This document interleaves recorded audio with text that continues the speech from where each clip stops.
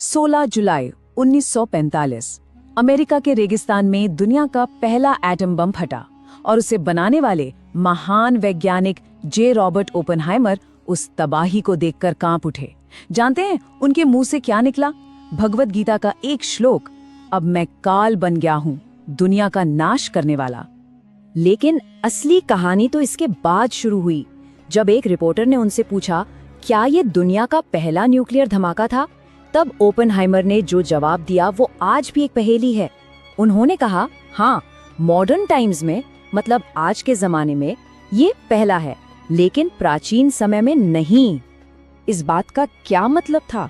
क्या वो इशारा कर रहे थे कि आज से हजारों साल पहले महाभारत के दौर में परमाणु युद्ध हुए थे? क्या वो पौराणिक ब्रह्मास्त्र, जिसे हम सिर्फ एक दिव्य अस्त्र समझते हैं, असल में एक न्यूक्लियर वेपन था? आज हम इसी हैरान कर देने वाले सवाल की तह तक जाएंगे। चलिए, इस रहस्य को समझने के लिए सबसे पहले उन प्राचीन ग्रंथों को ही देखते हैं जहां इन हथियारों का जिक्र मिलता है। महाभारत के द्रोण पर्व में ब्रह्मास्त्र के बारे में कुछ ऐसा लिखा है। सोचिए, एक ऐसा हथियार जिससे 10,000 सूरज के बराबर रोशनी निकले। आज जब हम एक न्यूक्लियर धमाके की फुटेज देखते हैं तो आंखों को अंधा कर देने वाली वो चमक बिल्कुल ऐसी ही तो होती है।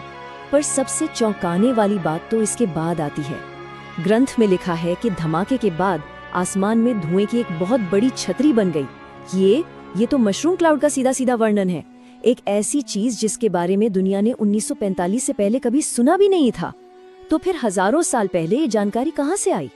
और सिर्फ इतना ही नहीं, उस अस्त्र के असर के बारे में जो लिखा है वो भी गौर करने लायक है। नदियों का पानी उबलने लगा था, जानवर जलकर मर रहे थे और सैनिक उस भयानक गर्मी से बचने के लिए पानी में कूद रहे थे। ये सारी बातें एक एटॉमिक ब्लास्ट से निकलने वाली जबरदस्त थर्मल हीट वेव से हूबहू मिलती हैं। ठीक है, ये तो हुई ग्रंथों में लिखी बातें, लेकिन क्या जमीन पर भी इसके कोई सबूत मौजूद हैं? चलिए देखते हैं कि सदियों बाद हुई कुछ खोजें क्या कहानी बताती हैं। आगे बढ़ने से पहले मॉडर्न साइंस की एक चीज को समझना जरूरी है, रेडिएशन सिकनेस। ये एक भयानक बीमारी है जो न्यूक्लियर रेडिएशन के असर से होती है। अब जरा महाभारत के मौसिल पर्व में लिखे इस वर्णन को देखिए। इसमें कहा गया है कि युद्ध के बाद लोगों के बाल और नाखून झड़ने लगे, खाना जहरीला हो गया और गर्भवती औरतों के बच्चे पेट में ही मर गए। ये लक्षण तो लगभग एक एक करके रेडिएशन सिकनेस से मिलते हैं। सवाल फिर वही है, हजारों साल पहले इतना सटीक मेडिकल ज्ञान कहाँ से आया? लेकिन अगर सच में ऐसा कुछ हुआ था तो जमीन पर इसके निशान कहाँ हैं? कुछ लोगों का मानना है कि इसका जवाब 1922 में हुई एक खोज में छुपा है, जब आर्कियोलॉजिस्ट ने एक पूरा का पूरा प्राचीन शहर खोज निकाला, मोहनजोदाड़ो, जिसका मतलब ही होता है मुर्दों का टीला। एक रशियन रिसर्चर ए गोर्बोव्स्की ने तो एक बहुत ही चौंकाने वाला दावा किया था। उन्होंने लिखा कि मोहनजोदाड़ो से मिले कुछ कंकालों में नॉर्मल से 50 गुना ज्यादा रेडिएशन था। ये कंकाल सड़कों पर यूं ही बिखरे पड़े थे, जैसे किसी अचानक आई मुसीबत ने उन्हें जहां के तहां मार दिया हो। ये दावे सुनने में बहुत सनसनीखेज लगते हैं, पर सवाल ये है कि आज का विज्ञान इन बातों को किस नजर से देखता है? क्या इन दावों में कोई सच्चाई है? तो जब इन दावों की साइंटिफिक जांच हुई तो कहानी थोड़ी बदल गई। कंकालों के कार्बन डेटिंग से पता चला कि वो सब एक साथ नहीं मरे थे, बल्कि उनकी मौतों में करीब 1000 साल का फासला था। और जो हाई रेडिएशन वाली बात है, उसकी भी किसी भरोसेमंद साइंटिफिक रिपोर्ट में पुष्टि नहीं हो पाई है। ज्यादातर इतिहासकार यही मानते हैं कि उस शहर का अंत शायद बाढ़, बीमारी या मौसम में बदलाव की वजह से हुआ होगा। मोहनजोदड़ो के अलावा भी कुछ और सबूत दिए जाते हैं। चलिए एक नजर उन पर भी डालते हैं और देखते हैं कि साइंस उनके बारे में क्या कहता है। जैसे कि राजस्थान के रेगिस्तान में मिली कांच जैसी पिघली हुई रेत, ये देखने में बिल्कुल वैसी ही है जैसी न्यूक्लियर टेस्ट साइट पर मिलती है।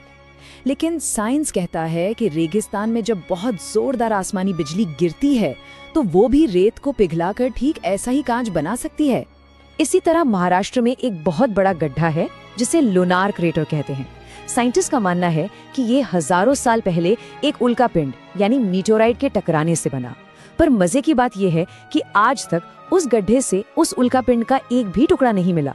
ये एक ऐसी पहेली है जो दूसरी संभावनाओं को भी जिंदा रखती है। तो वैज्ञानिक जांच पड़ताल के बाद भी एक बुनियादी सवाल है जो अपनी जगह पे बना हुआ है, और शायद यही इस कहानी को इतना दिलचस्प बनाता है। यही वो आखिरी सवाल है जिसका कोई सीधा जवाब नहीं है।